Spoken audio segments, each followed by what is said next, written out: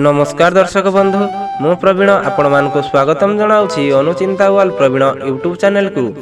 उभय स्त्री एवं पुरुष मानक पई बछा बछा 15टी टिप्स आजिर अनुचिंता आसंतु जानि नबा। 1 नंबर, सकाळु खाली पेटरे दही सेवन कले केबे भी रक्तर कमी होई न थाए एवं चेहरा रे कुंचन पड़ी न थाए।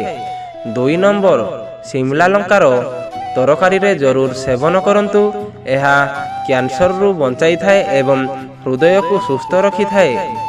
3 नंबर, मैदा रे तैयारी जिनिस कम रु कम सेवन करंतु, कारण एहा को सेवन कले एहा आम पेटरे जमिकी रही थाए, जहाँकि आम शरीर को क्षति मध्य पहुंचाई थाए।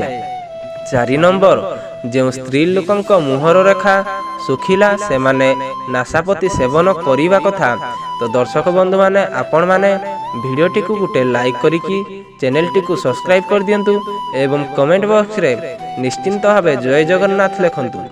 5 नंबर, जदि दिमाग अधिक टेंशन रे रही थाए ताले अधिक पानी पियंतु, एथिरे दिमाग रु टेंशन खत्म हो जाई थाए। 6 नंबर, गुटिए निश्वास रे केबे भी पानी पियंतु नहीं, पानी सबु बेले 3 निश्वास रे पियंतु।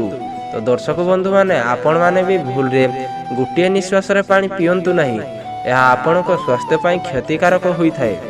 7 नंबर, जदि काहाकू मलेरिया ज्वर होई थाए तो लेंबू रे टिकिए संधव लुण और गोलीमरीच गुंड मिसेईकी गरम करिकी धीरे धीरे चुसंतु, एथिरे ज्वरर ताति कमी थाए।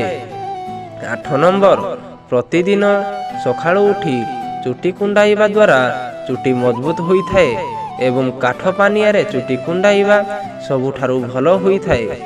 9 नंबर, जेउ माने प्रतिदिन दही खाआंती सेमानंकर केबे भी परिस्रा इन्फेक्शन होई न थाए। तो दर्शक बंधु माने आपण मानकर जदि परिस्रा इन्फेक्शन हेउ थाए ताले आपण माने प्रतिदिन दही खांतु, आपणकर परिस्रा इन्फेक्शन होइबनी। 10 नंबर, कटा जाइथिबा प्याज को परदिन खाइबा उचित नुहे, एहा द्वारा पेटर समस्या होई थाए। तो दर्शक बंधु माने आजिर भिडियोटी आपनको केमिति लागिला कमेंट बॉक्स रे निश्चिंत भावे मतामत दियंतु। आजिर भिडियोटी जदि आपनको भल लागिथिबो भिडियोटी को गुटे लाइक करिकी चैनल टी को सब्सक्राइब करिकी बेल आइकन उपरे क्लिक करंतु। आज पई विदाय नउछु, देखा बा पुणी गुटे नुआ भिडियो रे। जय जगन्नाथ।